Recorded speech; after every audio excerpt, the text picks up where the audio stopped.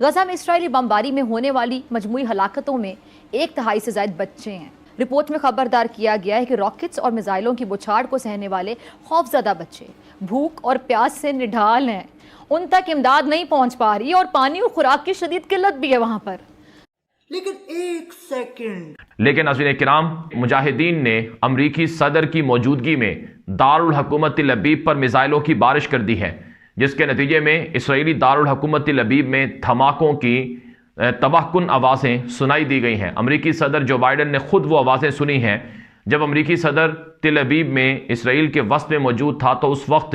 بتایا جاتا ہے ان کی سیکیورٹی کے لیے ہزاروں کی تعداد میں امریکی فوجی بھی آئے ہوئے تھے۔ وہ پہلے ہی سے سیکیورٹی تل ابیب کی سنبھالے ہوئے تھے، اور امریکہ نے خصوصی جو ڈیفنس سسٹم ہے، پیٹریاٹ اور دیگر جو ریڈار سسٹم ہیں، وہ خصوصی طور پر ڈپلوائے کیے تھے، کیونکہ امریکہ کو خطرہ تھا کہ کہیں مجاہدین کا کوئی میزائل آ کر اس عمارت پر نہ لگ جائے جہاں پر امریکی صدر جو بائیڈن ہو، اور یوں امریکہ کا صدر حماس کے مجاہدین کے ہاتھوں ہلاک اور مردار ہو جائے۔ ناظرین، روح کانپ جاتی ہے، کلیجہ منہ کو آتا ہے، زبان ساتھ نہیں دیتی ہے، لفظوں کا چناؤ مشکل پڑ جاتا ہے جب نہتے اور مظلوم فلسطینیوں پر دہشت گرد اور قابض اسرائیلی جارحیت کے مناظر سامنے آتے ہیں۔ جھوٹ بولو، بار بار جھوٹ بولو۔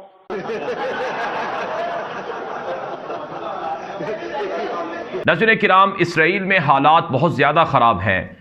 آپ کو یہودی میڈیا یہ سچ نہیں بتائے گا، لیکن ہم آپ کو حقائق بتا رہے ہیں۔ آپ کو یہودی میڈیا صرف یہ بتائے گا کہ دیکھو غزہ میں کس طرح سے برا حال کر دیا ہے اسرائیل نے۔ چپ کر بے کتے۔ گزشتہ روز تو اسرائیل نے فضائی حملہ کر کے اسپتال کو نشانہ بنا دیا، جس سے سینکڑوں زخمیوں سمیت تیماردار، ڈاکٹرز، پیرامیڈیکل سٹاف شہید ہو گئے، جس سے عالمی قوانین کی بدترین خلاف ورزی کی گئی، کیونکہ دنیا میں کہیں ایسا نہیں ہوتا کہ زخمیوں، ڈاکٹرز، پیرامیڈیکل سٹاف کو یا اسپتال کو ٹارگٹ کیا گیا ہو۔ ایسی کوئی آپ کو ایگزامپل نہیں ملے گی تاریخ میں، مگر اسرائیل جو اس وقت انسانیت کی تذلیل بن چکا ہے، اس نے ایسا کر کے دکھایا۔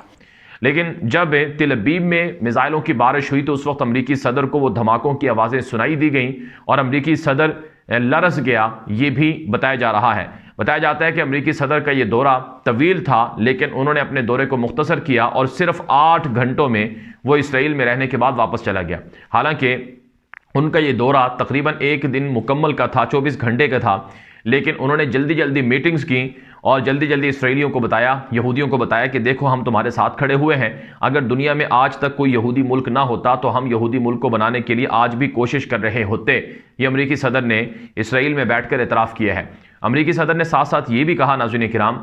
کہ اسرائیل کی حمایت اور مدد ہر صورت میں امریکہ کرے گا۔ اسی طرح بچوں کی بہبود کے لیے کام کرنے والی تنظیم سیو دی چلڈرن کے مطابق غزہ پر اسرائیلی فضائی حملوں میں ہر 15 منٹ میں ایک بچہ شہید ہو رہا ہے، ہر 15 منٹ میں، جبکہ معصوم بچے ناکہ بندی کے باعث پانی اور خوراک کی قلت کو بھی جھیل رہے ہیں، ترس رہے ہیں پانی کے لیے۔ اور عالمی خبر رساں ادارے کے مطابق سیو دی چلڈرن نے غزہ میں فوری جنگ بندی کا مطالبہ کرتے ہوئے کہا ہے کہ معصوم بچے اس جنگ کا ایندھن بن رہے ہیں۔ رپورٹ میں کہا گیا ہے کہ غزہ میں اسرائیلی حملوں ناکہ بندی کی وجہ سے سب سے زیادہ نقصان بھوک سے بلکتے معصوم بچوں کا ہو رہا ہے، جن کا کسی تنازع میں کوئی لینا دینا نہیں ہے۔ رپورٹ کے مطابق غزہ پر 11 دنوں کے فضائی حملوں میں ایک اندازے کے مطابق 1000 سے زائد بچے زندگی کی بازی ہار چکے ہیں، جبکہ اصل تعداد اس سے کہیں زیادہ ہے۔ تو یہ ہو سکتا ہے حالات کو خراب کرنے کے لیے حماس کی طرف سے ایسا کچھ کیا گیا ہو۔ اس میں کوئی وہ نہیں ہے کہ نہیں ہو سکتا ایسا، یعنی اس کو اگر اس طرح دیکھا جا رہا ہے کہ دیکھو غزہ کے ہسپتال پر جو ہے حملہ ہوا ہے تو اسرائیل نے حملہ کیا ہے،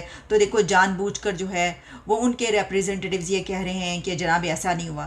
تو یہ دونوں طرف سے کچھ بھی ہو سکتا ہے۔ تمام قوانین کو رونتے ہوئے نیتن یاہو کو فری پاس دیا ہے تمام عالمی قوتوں نے، جس میں عالمی انفلوئنشل لوگ شامل ہیں، جس میں ہالی ووڈ کے لوگ شامل ہیں جو انہیں سپورٹ کر رہے ہیں، جس میں انفلوئنشل لوگ جن کو یوٹیوب پہ بھی پریزنس ملی ہوئی ہے، سوشل میڈیا پہ جو میڈیا پہ بھی بولتے ہیں، طاقتور آوازیں ہیں جو عام حالات میں آپ کو نیوٹرل نظر آتے ہیں۔ ٹھیک ہے جناب، یہ بلیم گیم چل رہی ہے۔ اب جب ہم اس سے آگے بڑھتے ہیں تو ہمیں یہ پتہ چلتا ہے کہ امریکہ کی طرف سے یہ بھی کہا گیا ہے کہ ہمیں بے وقوف نہ سمجھا جائے یا ہمیں بے وقوف بنانے کی کوشش نہ کی جائے کہ اگر حزب اللہ اس لڑائی میں داخل ہوتا ہے تو پھر امریکہ بھی پیچھے نہیں ہٹے گا۔ اب حزب اللہ کی طرف سے حملے تو ہو رہے ہیں، لیکن ایک باقاعدہ جنگ کی صورتحال اگر اختیار کر گئی کہ حزب اللہ اور اسرائیل کے بیچ بھی باقاعدہ جنگ سٹارٹ ہو گئی تو پھر امریکہ بھی اس میں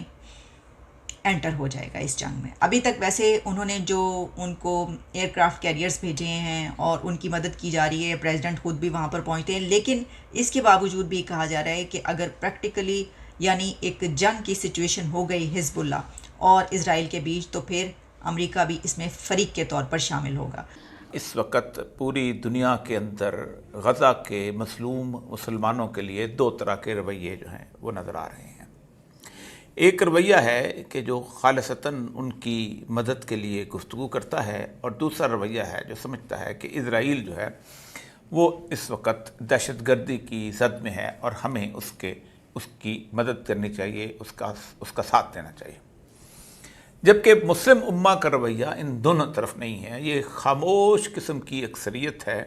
کہ جو اپنے اپنے گھروں کے اندر مکمل طور پر سکون کے ساتھ سوئی ہوئی ہے. دوسری طرف ناظرین کرام, جو میرے سامنے تازہ ترین ڈیولپمنٹ ہے کہ فلسطینی مجاہدین نے اسدود, سدیروت, اسکلان اور غلاف غزہ کے کئی شہروں پر میزائلوں کی بارش کی ہے. اور حرکت الجہاد الاسلامی کا جہادی ونگ ہے, عسکری ونگ ہے الجہاد الاسلامی, ان کی جانب سے بھی کہا گیا ہے کہ ہم نے اسرائیل کے خلاف میزائلوں کی بارش کی ہے, اور بالخصوص جو مارٹر گولے ہیں, شیلنگ ہے مارٹر گولوں کی, وہ اسرائیل کی یہودی ٹھکانوں پر کی جا رہی ہیں. دوسری جانب آج اقوام متحدہ نے بھی خبردار کی تمام ہسپتالوں کے پاس